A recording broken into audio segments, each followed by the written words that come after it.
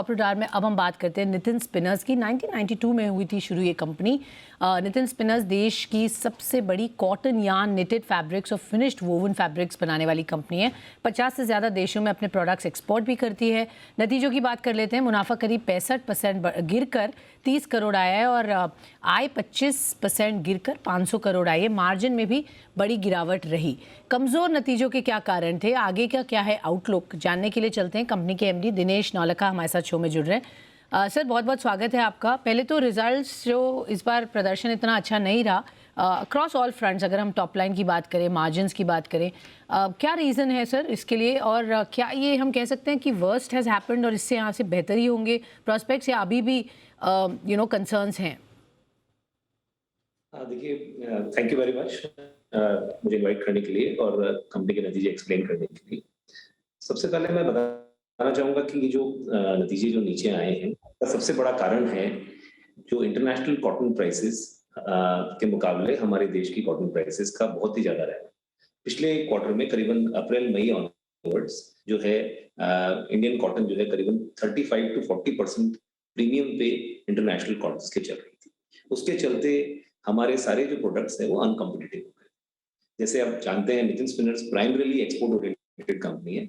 हमारा करीबन 65% से ज्यादा उत्पाद एक्सपोर्ट होता रहा है पिछले कई सालों में। तो उसकी वजह से हम लोग इंटरनेशनली अनकम्पिटिटिव हो गए और हम लोग एक्सपोर्ट्स उतना नहीं कर पाए। ऑफ कोर्स और भी रीजन रहे थे एक्सपोर्ट नहीं करने के, जो कि जैसे रशिया यूक्रेन वॉर और यूएस के अंदर थोड़ा सा डिस्क्रिशनरी स्पेंडिंग्स कम होने की वजह से, तो उस वजह से एक्सपोर्ट्स हमारा इम्पैक्ट हो गया और कॉटन इंडिया में बहुत ज्यादा महंगी होगी।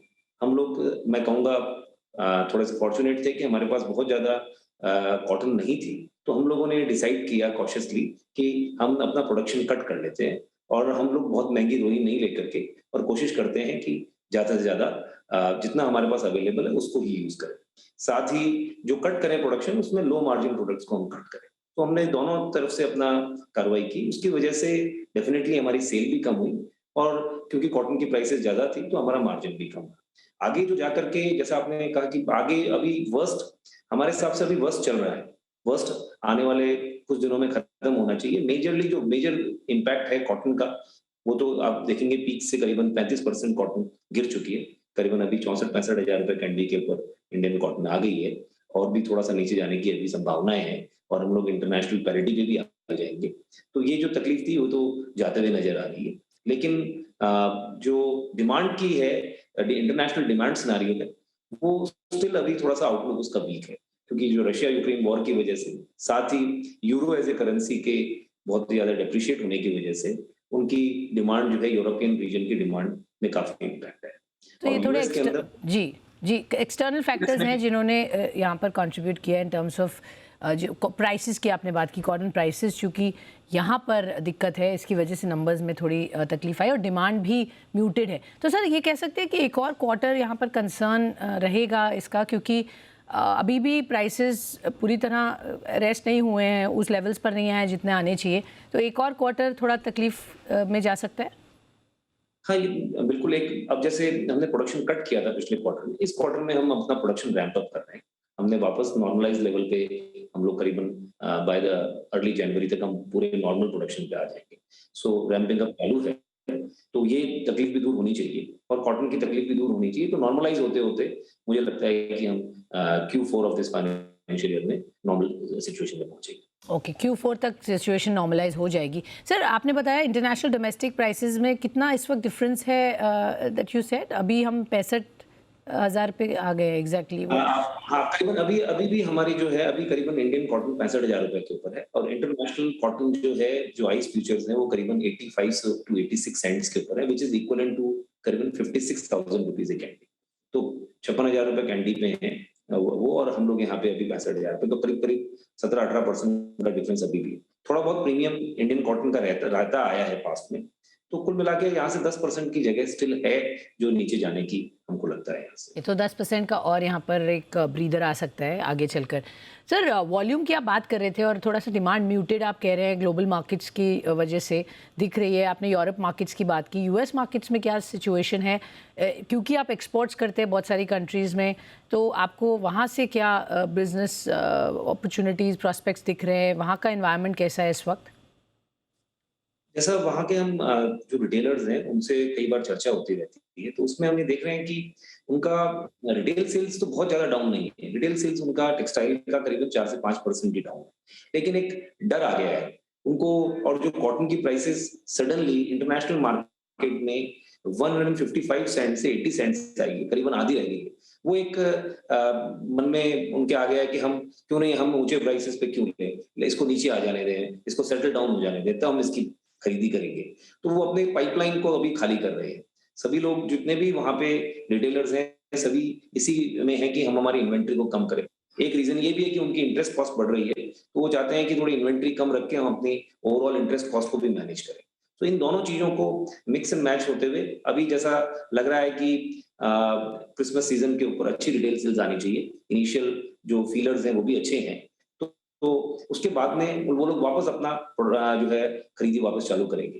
करीबन पिछले 3-4 महीने में उन्होंने अपनी खरीदी को बहुत ही लोअर लेवल पे कर दिया।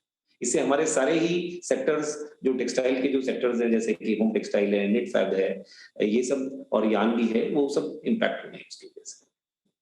Okay, fair enough. Sir textile sector और इंडस्ट्री की बात करना चाहेंगे। अब जैसे कंपनीज हैं जैसे अरविंद, रेमंड, यहाँ पर अच्छे नंबर्स आए हैं, बट आपके नंबर्स उस पैरामीटर पर इतने अच्छे नहीं दिख रहे हैं। Of course spinning and cotton has contributed, जैसा आपने एक्सप्लेन किया, बट इंडस्ट्री लेवल पर आप कैसे देखते हैं आगे प्रॉस्पेक्ट्स, और आप कैसे देखते हैं आपको वर्सेस द पियर्स? देखिए, आप ऑब्जर्व करेंगे कि जितनी भी कंपनीज है जिनका डोमेस्टिक फेसिंग ज्यादा है, और जो डोमेस्टिक फेसिंग है उन लोगों को अच्छा रहा है। इंडियन डोमेस्टिक मार्केट डेफिनेटली अच्छा रहा है। हमने भी हमारी जो सेल है उसको परिवर्तन किया है। करीबन 65% हम एक्सपोर्ट करते थे, 35% डोमेस्टिक सेल करते थे। इस पर्टिकुलर क्वार्टर में ही हमने 52% हमने डोमेस्टिक की और 48% ही हमारा एक्सपोर्ट रह गया। और आगे भी हम लोग ये देख रहे हैं कि हमको डोमेस्टिक फेसिंग बेटर होना पड़ेगा, क्योंकि डोमेस्टिक इकोनॉमी अच्छी चल रही है।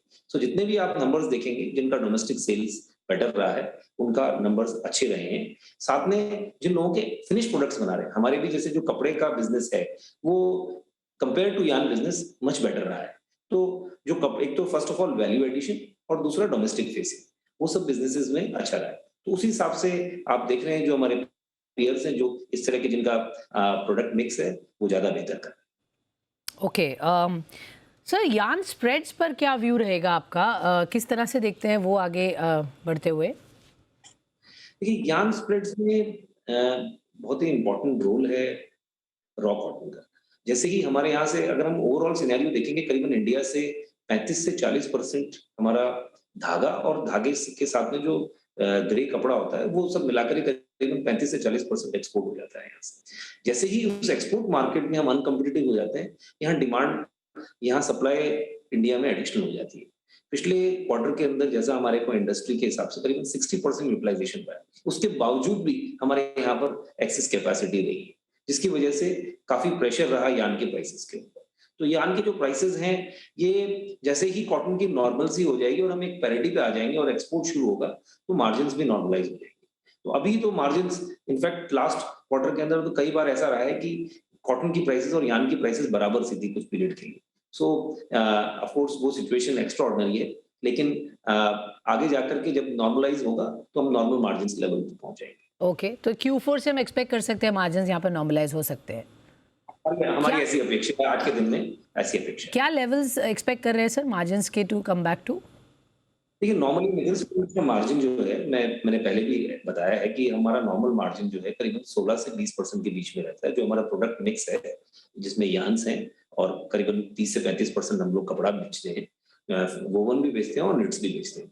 तो उन सब का मिक्स जो है, ब्लेंडेड मार्जिन करीब 16 से 20% के बीच में रहता है, depending on time to time. But sir हम देख रहे हैं फर्स्ट हाफ ऑफ FY23 में आपके बोरोइंग्स कम हुए हैं 688 करोड़ से जो 31 मार्च 22 को थे वो अभी 577 करोड़ हो गए एज ऑफ 30 सितंबर। तो आगे क्या गाइडेंस देंगे सर डेट रिडक्शन को, प्लान को गोइंग फॉरवर्ड? देखिए, जो हमारे डेट्स हैं नॉर्मली जो रिपेमेंट्स हैं उसी शेड्यूल से चल रहे हैं। कुछ हमने वर्किंग कैपिटल डेट्स को कम किया है। आगे जाके हमारा एक मेजर एक्सपेंशन प्लान अभी चल रहा है। करीबन हम 950 करोड़ का एक एक्सपेंशन अभी कर रहे हैं, जो कि नेक्स्ट फाइनेंशियल ईयर में पूरी तरह से इम्प्लीमेंट होगा। तो अभी तो हम जैसा हमारा प्लान है 1:1 डेट इक्विटी को हम मैनेज करने की, उसके अंदर मैनेज करने की हम पूरी कोशिश करेंगे कि हम उसके अंदर रहें। और अभी कंटिन्यूअस डेट रिडक्शन है टिल 31 मार्च। नेक्स्ट फाइनेंशियल ईयर में कुछ हमारे नए डेट्स और आ जाएंगे हमारे। सो एक बड़ा मेजर एक्सपेंशन प्लान की आपने बात की, 950 करोड़ वहाँ खर्च होंगे, बट डेट इक्विटी 1:1 पर आप काम कर रहे हैं। सर बाइफिकेशन अगर बिजनेस की देखते हैं तो हमने रेवेन्यू शेयर आपका वोवन फैब्रिक्स में बढ़ा है, ये क्या स्ट्रेटेजिक डिसीजन है फ्रॉम द मैनेजमेंट सर, और किस तरीके के मार्जिन्स यहाँ पर आपको मिलते हैं? देखिए, हमारा जो कैपेसिटी जो हम लोगों ने लगाई थी 2019-20 में वो पूरी तरह से 100% चल रही है। लास्ट ईयर इस पर्टिकुलर क्वार्टर के अंदर यार्न बिजनेस कम रहा है, लेकिन हमारा फैब्रिक बिजनेस का जो परफॉर्मेंस है वो एज इट इज रहा है। वहाँ पे कोई प्रोडक्शन कट भी नहीं हुआ है और हमने उसको पूरी तरह से उसमें मार्जिन भी ठीक रहे। हालांकि हम लोग कोई सेपरेट मार्जिन नहीं बनाते हैं स्पिनिंग और वीविंग के, तो मैं उसके एक्सक्लूसिव मार्जिन के बारे में बात नहीं कर पाऊंगा, क्योंकि ये एक कंपोजिट यूनिट है जिसमें पूरा स्पिनिंग और वीविंग के साथ में ही मार्जिन हमारे रहते हैं। ओके, बट आपके एक्सपेंशन प्लान्स पर सर थोड़ा सा मैं समझना चाहूँगी, किस तरीके का कैपेक्स है for the next couple of years? आपने कहा और भी थोड़ा आप डेट बढ़ेगा, तो किस तरीके का कैपेक्स है अगले 2-3 साल में? 950 करोड़ का तो आपने बताया, बट इस वक्त कैपेसिटी कितनी है, वो कितनी बढ़ जाएगी? इंडिया में ही है सर ये, या ओवरसीज़ के लिए है? और क्योंकि आपने कहा डोमेस्टिक मार्केट एक तरह से अच्छा परफॉर्मेंस दिखा रहा है, तो क्या आपका फोकस डोमेस्टिक की तरफ बढ़ाने का प्लान होगा? डेफिनेटली जो हमारा फोकस है वो डोमेस्टिक की तरफ बढ़ने का प्लान है। हम लोग स्ट्रेटेजिकली ऐसी कोशिश कर रहे हैं कि हम 50% एक्सपोर्ट्स और 50% डोमेस्टिक मार्केट में। ऐसा हमने पहले भी विचार किया था, लेकिन कोविड की वजह से हम उसको इम्प्लीमेंट नहीं कर पाए थे, कोविड के समय में डोमेस्टिक मार्केट्स बंद होने की वजह से। So definitely going forward first of all domestic और एक्सपोर्ट्स को हम 50-50 करना चाहिए। जहां तक एक्सपांशन की बात है, हमारे जो प्लान्स है उसमें हम हमारी स्पिनिंग कैपेसिटी को बढ़ा रहे हैं। अभी करीबन हमारे पास 3,08,000 स्पिंडल हैं, जो कि आगे जाके बढ़ के 4,44,000 हो जाएगी। इसके साथ ही हमारी रोटर स्पिनिंग कैपेसिटी जो है वो भी करीबन अभी हमारी 3,000 रोटर है, वो भी बढ़ के करीबन 6,500 रोटर्स हो जाएगी। इसके साथ ही वीविंग और निटिंग कैपेसिटी भी करीबन हम 30 से 35% बढ़ा रहे हैं। सो हमारी वीविंग कैपेसिटी भी करीबन 35 लाख मीटर प्रति माह हो जाएगी और निटिंग कैपेसिटी भी बढ़ के करीबन 1,000 टन पर प्रति माह हो जाएगी। सो सभी सेगमेंट्स ऑफ बिजनेस के अंदर हमने कैपेसिटी इंक्रीज कर रहे हैं। ओवरऑल जो कैपेसिटी एक्सपांशन होगा हमारा करीबन 30% प्लस हमारा जो हमारी टोटल प्रोडक्शन है उसका इंक्रीज हम एक्सपेक्ट कर रहे हैं आने वाले। और ये पूरा इम्प्लीमेंटेशन करीबन कैलेंडर ईयर 23 के अंदर हमारा कंप्लीट हो जाएगा। काफ़ी बड़े मैसिव एक्सपेंशन प्लान्स हैं आपके सर आगे चल के। बहुत बहुत धन्यवाद आपका हमें समय देने के लिए, हमें बताने के लिए किस तरीके के नंबर्स थे ऑफ कोर्स और क्यों नंबर्स इतने अच्छे नहीं थे, बट आगे क्या ग्रोथ प्लान्स हैं, आउटलुक क्या है कंपनी का, वो समझाने के लिए आपका धन्यवाद। तो ये थे दिनेश नौलखा जी फ्रॉम नितिन स्पिनर्स और कंपनी के नंबर्स पर बातचीत कर रहे। एक छोटा सा ब्रेक लेते हैं इस नोट पर, आपका ही मत जाइएगा क्योंकि खबरों का सिलसिला रहेगा जारी on Zee Business. Stay tuned.